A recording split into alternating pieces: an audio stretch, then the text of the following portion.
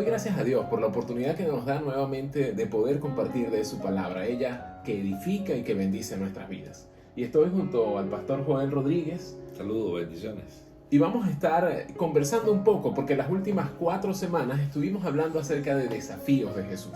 Pero tal vez alguien puede preguntar, ¿por qué los desafíos de Jesús tienen que afectar mi vida? Él tenía autoridad para hacerlo y justamente vamos hoy a tocar el punto de la autoridad de Jesús. Sabes, hay muchos que creen que Jesús no tiene autoridad porque simplemente fue un hombre o fue un profeta, pero realmente la palabra nos dice que Jesús es Dios y Él tenía la autoridad para hacerlo. Aún en sus momentos, muchos escribas, maestros de la ley, los fariseos, los sacerdotes quisieron callarlo, pero Jesús tenía la autoridad para decirlo. Y quiero empezar leyendo lo que dice Mateo capítulo 7, los versículos 28 y 29.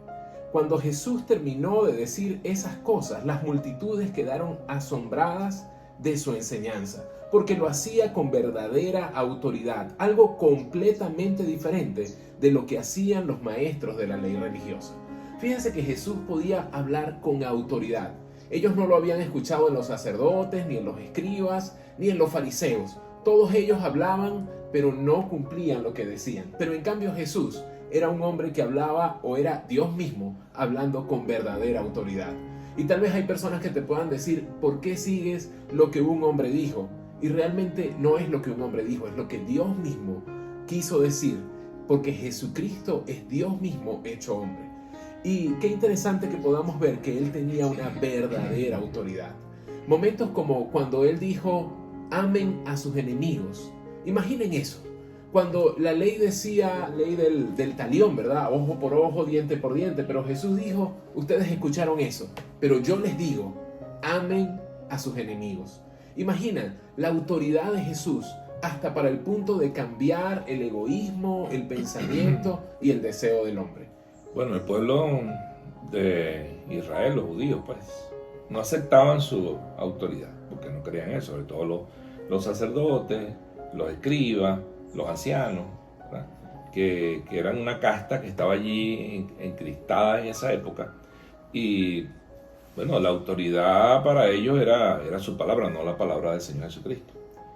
Pero ellos mismos se dieron cuenta de que la gente les seguía. Y si les seguía, ellos sabían que había alguna razón, y era eso, porque creían en su palabra. ¿Y por qué creían en las palabras de Él? Bueno, sencillamente porque aún siendo Dios 100% y siendo un hombre 100%, como hombre cumplió a cabalidad lo que él expresaba y decía. O sea, una de las cosas por las cuales alguien, pero en este caso nuestro Señor Jesucristo, se gana la autoridad es porque lo que Él predicaba lo vivía. Porque lo que Él enseñaba, eso hacía. Los preceptos que Él mostraba a la gente, Él los cumplía estrictamente. Entonces, no así, los fariseos, el sumo sacerdote y todos los sacerdotes que le acompañaban, los ancianos, ninguno de ellos prácticamente cumplía ni siquiera la ley porque la predicaba. Pero el Señor Jesucristo, la gente empezó a ver que lo que Él decía era, un hecho en su vida. Él caminaba por esas palabras que Él mismo profesaba. Entonces eso crea en una persona el respeto y la autoridad para poder impartir una enseñanza, porque es triste cuando nosotros vemos a personas actualmente que exigen de otros algo, pero para ellos es muy difícil cumplirlo. Entonces, ¿qué autoridad puede uno tener siendo de esa forma? Ninguna. Pero el Señor sí, el Señor, lo que Él exigía, Él ya lo había cumplido. Y esa era una de las cosas que el pueblo veía y que, por eso le respetaban y le honraban. Otra lectura que quiero tener, que está en Mateo 21, el versículo 23, dice, cuando Jesús regresó al templo y comenzó a enseñar, se le acercaron los principales sacerdotes y los ancianos y preguntaron, ¿con qué autoridad haces todas estas cosas?, le reclamaron. ¿quién te dio el derecho? Como dice el pastor Joel, los ancianos y los principales sacerdotes no creían en la autoridad de Jesús, porque además su enseñanza no era común, era, vamos a decirlo así, era revolucionaria, era muy distinta a lo que estaban enseñando los escribas, los fariseos, que ya estaban enseñando leyes de hombre y no lo que estaba escrito en la palabra de Dios. Entonces sus enseñanzas desafiaban al pueblo, a la gente, a cambiar, a hacer las cosas distintas. Enseñanzas como cuando a sus discípulos le dijo que el que quiera ser el mayor entre ellos debería ser su siervo. Era algo que desafiaba lo que los sacerdotes, tal vez los escribas y los fariseos, con su orgullo estaban enseñando. Pero en cambio Jesús estaba enseñando desde la base de su humildad. Y qué importante cada una de esas enseñanzas de Jesús basado en la autoridad que él tiene. Sí, uno puede ver allí, por lo menos los principales sacerdotes, quienes eran, bueno, los que ellos constituían un grupo, ¿verdad? Compuesto por, obviamente, el sumo sacerdote, bueno, que era el responsable máximo del templo. Y también era el que dirigía o presidía el Sanedrín. Esa era, imagínate, supuestamente la calidad de personas que había allí, ¿no?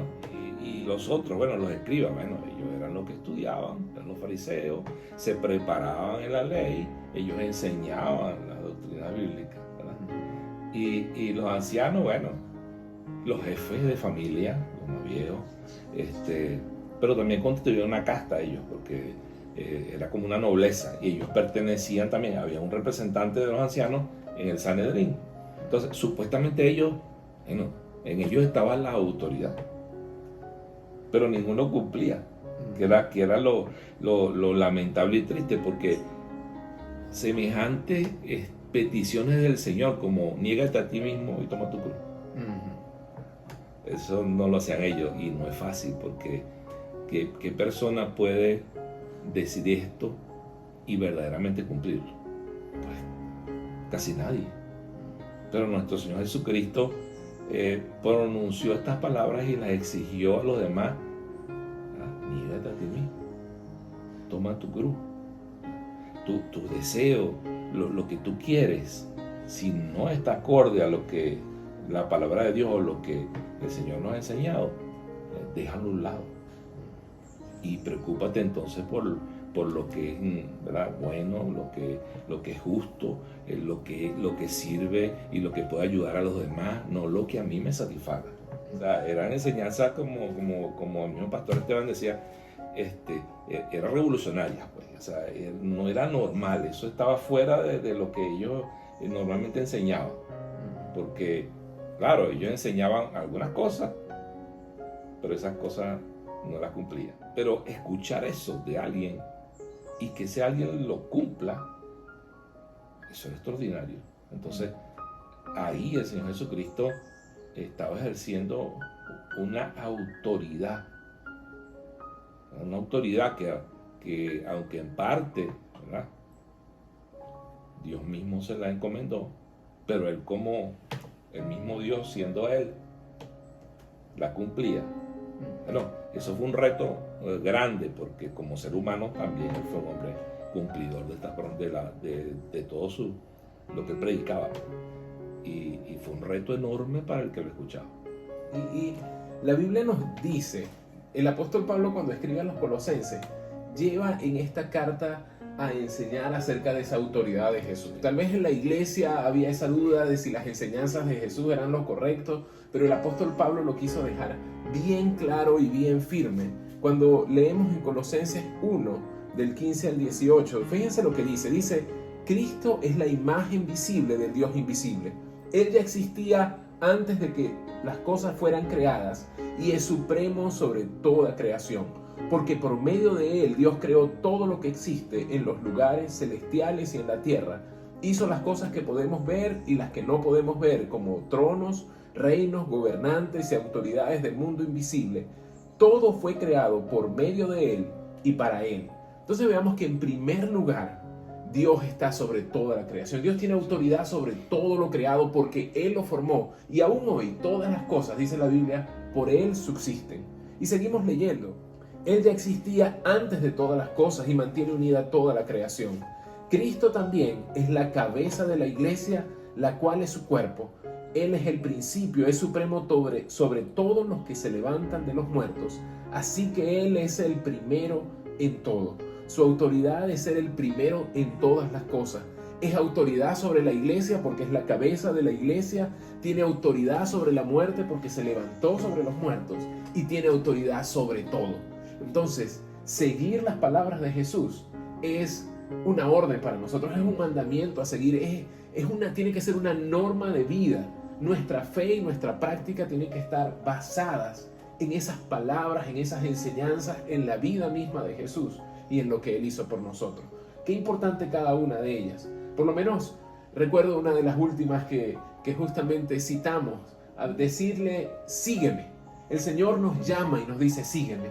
¿Y con qué autoridad nos llama a seguirle? Con la autoridad que tiene sobre todo lo creado. Él nos puede decir, ven y sígueme, y estar con Él es lo mejor que podemos hacer. Y tenemos nosotros, justamente con esto que estamos hablando, seguir esa autoridad. Fíjense que es extremadamente importante, porque una de las cosas dentro de las que él también dijo, ¿no? Pero que agobia al ser humano, pero él como Dios, siendo Dios con autoridad, conoce el futuro. Entonces él nos dijo en una de sus frases también que él retó a los que estaban con él en ese momento, pero ese reto nos sigue a nosotros hasta hoy y seguirá, ¿no? A todos los que conozcan de la palabra del Señor. Y él les decía, no se angustien por lo que va a pasar mañana. ¿Quién de nosotros no se angustia por lo que desconoce? O sea, una de las cosas que el ser humano lo desestabiliza es no saber lo que viene mañana o en un rato, en una hora o en unos minutos.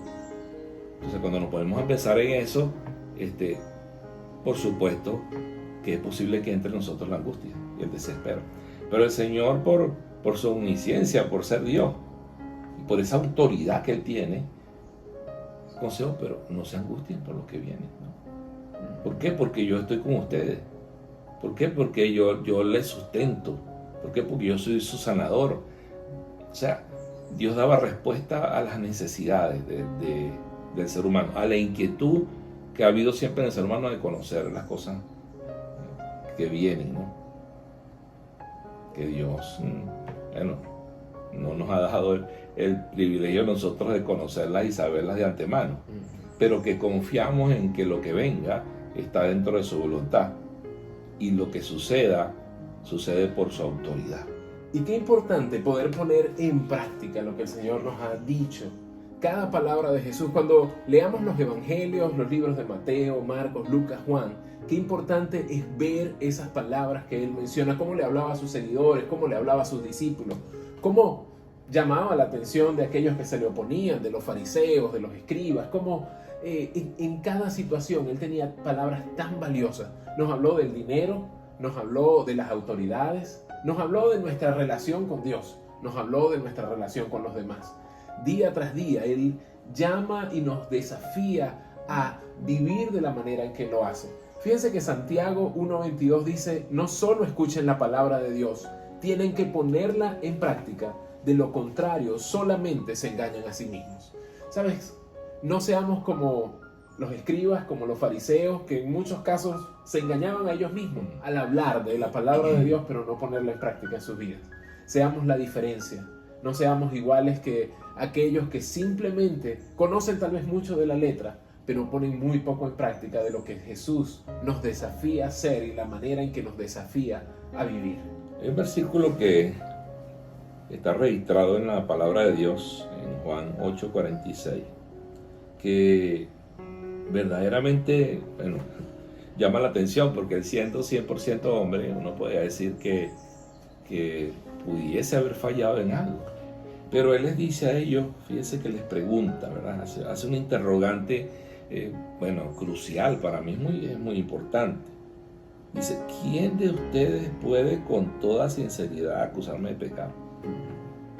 O sea, él les estaba diciendo allí, nadie me puede acusar a mí de haber fallado en algo, por lo tanto yo tengo toda la autoridad de decirles lo que les estoy diciendo en este momento.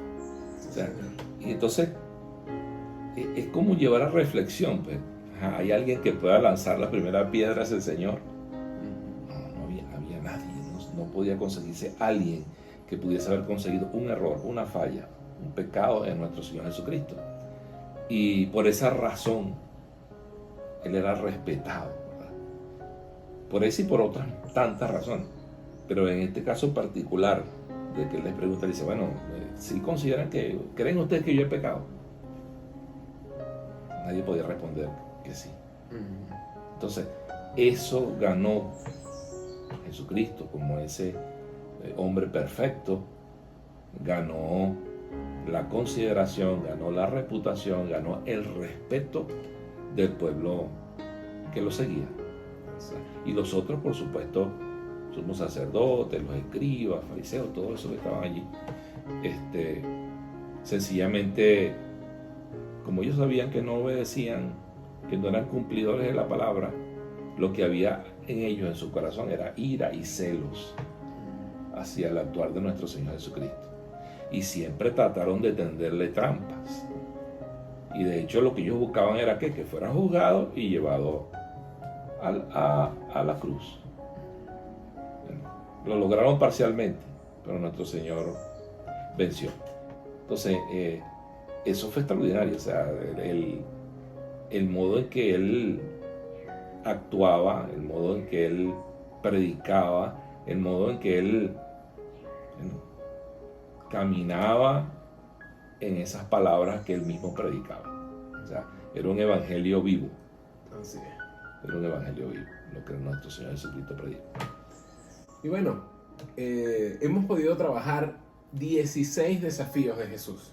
Yo te invito a que puedas verlos, a que puedas estudiarlos, a que puedas escuchar esas palabras y no únicamente oírlas, sino ponerlas en práctica. No que nuestro corazón no se llene de orgullo para criticarlas o para decir tal vez por qué el Señor me pide eso, por qué Jesucristo pide estas cosas, sino que llenos de humildad podamos decir, eso lo hace por amor a mí y debo obedecerle porque Él tiene la autoridad para hacerlo. Bueno, muchísimas gracias al pastor Joel, que nos pudo acompañar. Dios le bendiga. Y Dios les bendiga.